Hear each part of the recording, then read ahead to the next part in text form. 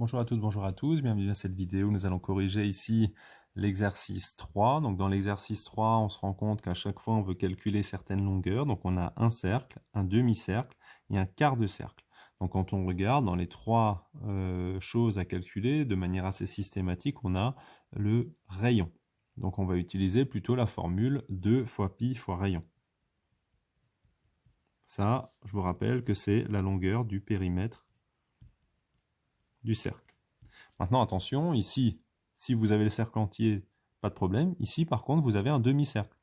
Donc, il faudra diviser par 2 pour n'avoir que la longueur du demi-cercle. Ici, vous avez un quart de cercle, puisque si on met 4 fois l'un à côté de l'autre le quart de cercle, eh bien, vous obtenez le cercle entier. Donc ici, il faudra diviser par 4. Donc, quand on a ici l'exercice 3, donc moi, je vais vous faire à chaque fois un petit croquis.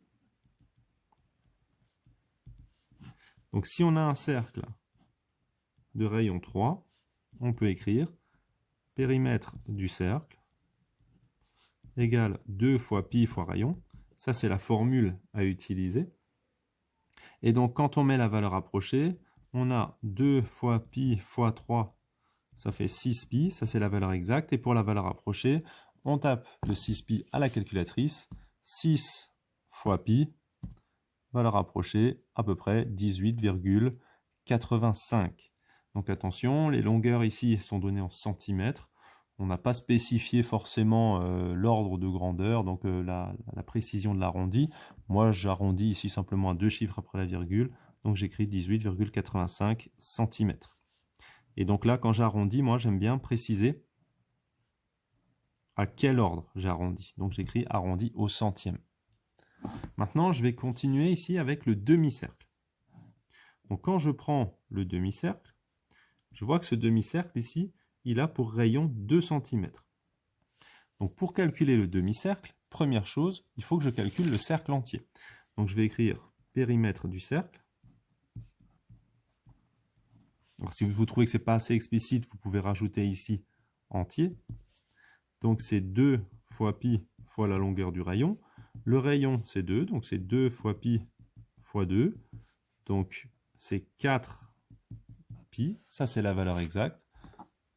Calculatrice, 4 pi, valeur approchée, 12,57.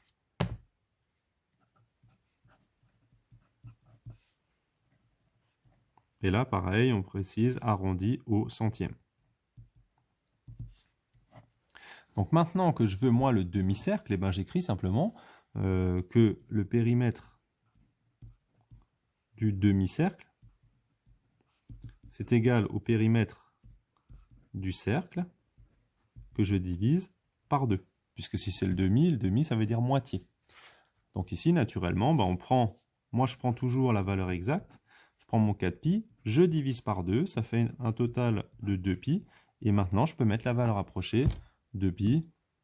Comme je sais que pi c'est à peu près 3,14, si je fais x2, naturellement, ben, je tombe sur 6,28. Donc 6,28, et je précise, arrondi au centième près.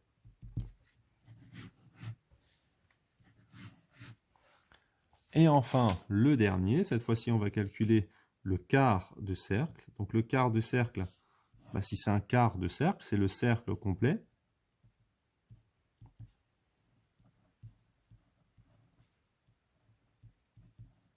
Alors tout à l'heure, j'avais écrit entier, entier ou complet, donc ça veut dire la même chose. Donc ici, c'est 2 fois pi fois rayon. Le rayon, il vaut 3, donc on fait 2 fois pi fois 3. 2 fois 3, ça fait 6, donc on trouve 6 pi. Ça, c'est le périmètre du cercle complet. Alors, soit on le laisse ici, soit on met une valeur approchée. Si on a envie de mettre la valeur approchée, eh ben, on retrouve simplement la valeur qu'on avait tout à l'heure, 18,85. Mais en réalité, on n'en a pas besoin, puisqu'en fait, en utilisant cette valeur exacte, on peut trouver tout de suite le périmètre du quart de cercle.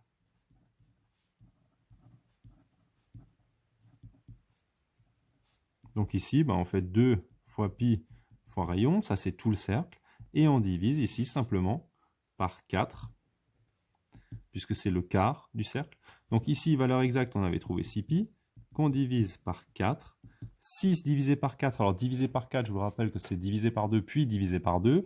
6 divisé par 4, donc ça fait 6, divisé par 2, ça fait 3, divisé par 2, ça fait 1,5, donc 1,5 pi. Ça, c'est la valeur exacte.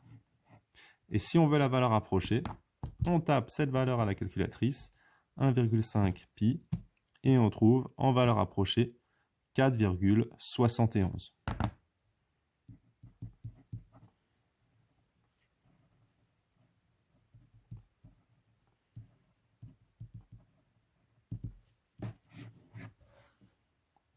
Donc, pour récapituler la méthode, ici, on regarde, dans les 3 figures, à chaque fois on me donne le rayon.